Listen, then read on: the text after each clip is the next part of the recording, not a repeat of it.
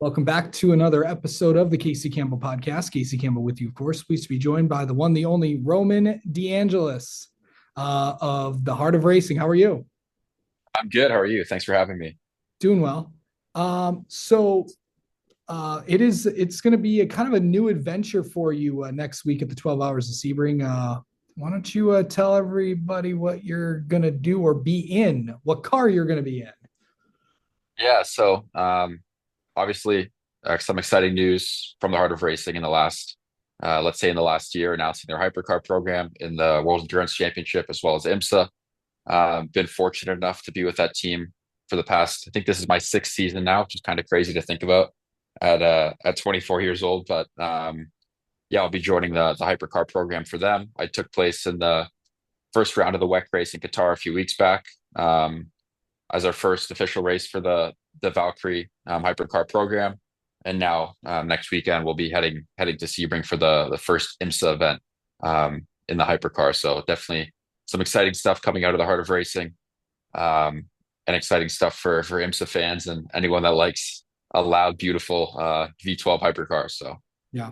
So you've always been in the GT category for the longest period of time. What's it going to be like getting used to being in the top class?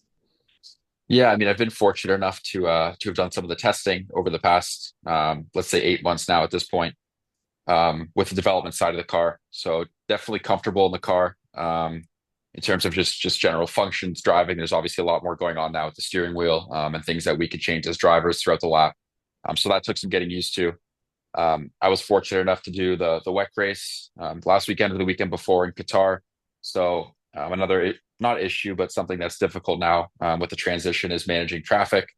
So yeah, being that I have that experience of at least one race under my belt, managing the GT car traffic. Normally, I was on the receiving end of being passed by the faster prototypes, and now revolt roles have kind of reversed. So I think the GT experience I've had also helps me a little bit regarding the traffic management because I kind of have an expectation of what the cars that I'm going to be passing are going to do, and kind of what they expect the hypercars to do. So other than that, just looking forward to another Sebring 12 hour and to bring this car to IMSA fans. Yeah. So how was the Rolex for you? The Rolex didn't go too well for us this year. I was obviously racing in the GTD Pro category.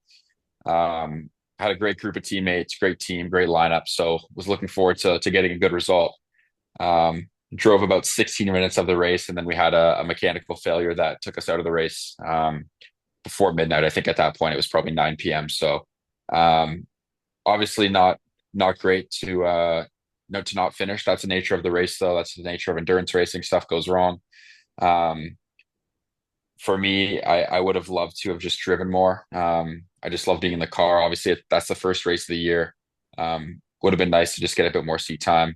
16 minutes didn't satisfy my craving of the off season to get back in the car. So definitely looking forward to some more 12 hours of IMSA racing coming up next weekend. Yeah. So what about Sebring? It's a 12-hour race. It's an endurance race. It's not as much I know you still have to prepare for like pretty well because obviously it's not as taxing as the Rolex is. But what's it like preparing for this kind of race? Is it kind of like a Rolex? Or are you like, when you're not driving, are you in the motorhome taking a nap or something? Yeah, I mean, I actually say that Sebring is more taxing than Daytona. I think Sebring for me is one of the most, if not the most difficult endurance race that we do. I'd say the nice thing about Daytona is that you have four drivers, which usually means, or three or four drivers. But because of the duration of the length of the race, the way that the track is, I feel like it's less physically taxing on the driver. I think also mentally, it's a bit easier to drive around Daytona than it is Sebring. Sebring obviously has a characteristic of being super bumpy, lots of different styles of corners, difficult to pass, difficult to manage traffic. So I think Sebring will be more of a challenge than Daytona has been in the past, and even more of a challenge than the Sebring race itself has been for me in the past 5 years racing the GT class. I think the prototypes from the testing I've done there are quite a bit more physical around that track. So not as much time to rest and relax, I'd say, in Sebring between stints. Obviously in Daytona, we get out, take a nap, we do some physio, get a meal, and just kind of relax and cool down before we get in the car again. I don't know if we really have that chance here in Sebring. So looking at the weather too, it's going to be pretty hot. Daytona's pretty always on the chillier side, which is a great thing for us being strapped in a sauna, doing some work. So I think it'll be a tough one. Yeah, I don't know. It's like I know you've gotten used to the cold weather living up north for a while. I know you don't have to deal with that now, but yeah, it's something to get used to with the Sebring stuff. But what has it been like just to you've been with this program since you were a kid, and now you're only 24 years old. And I'm like, I've been here for like quite a while. It's like what has that been like to just be with this program for most of your adult life? Yeah, it's crazy to think about. I mean, when I was first started my conversations with Ian James, who's the team principal of the Heart of Racing, um, I was 17 years old. I was still in high school. I was racing in Carrera Cup North America at the time, just trying to make a name for myself. And was fortunate enough to be given the opportunity to race in GTD with the Heart of Racing and their inception with the Aston Martin program. So when the Heart of Racing came back to IMSA Racing in 2020, it was their first time with the Aston Martin program. So sharing the car with Ian James, I was 17. I had a lot to learn.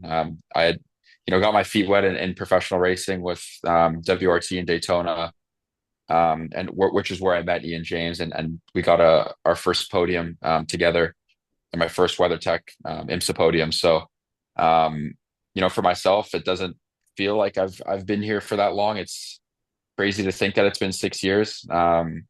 Thinking of what's changed in my life between when I was 17 and now at 24, definitely a lot.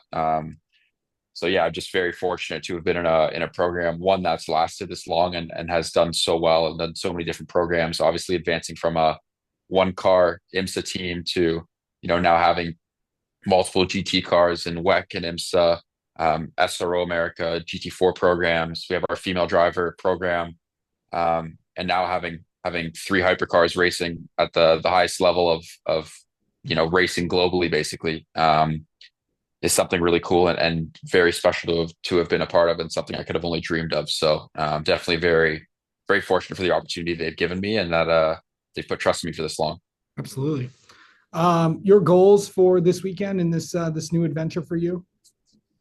Yeah, I mean, first race for the hypercar in IMSA. First race as a collective group of new people that are running the operation here in IMSA. Obviously, the team. We completed the WEC race. I was driving the 009 car with Marco Sorensen and Alex Riberas in Qatar. We ended up finishing the race. We had some hiccups throughout the 10 hours. But it's a new car, it's a new program, it's new people. For us, I think we just need to get valuable data in Sebring and just execute it and work well as a team, and the rest will come. I mean, it's going to be a tough year, I'm sure. We're competing against some of the top teams in the world. Obviously, you have Porsche, Penske, you have Cadillac, you have Acura. There's a lot of big names, that have been doing it for a few years longer than we have in the hypercar program. So, we have a lot to learn, and I don't think there's a better group of people, to get the job done than the Heart of Racing and Aston Martin as a group. So, definitely just looking forward to fighting in the race and seeing what we can do as a group and just execute the best we can. Absolutely. All right. Well, Roman, thanks so much for the time as always. Best of luck in the 12 hours of Sebring this weekend. Thank you. Appreciate it.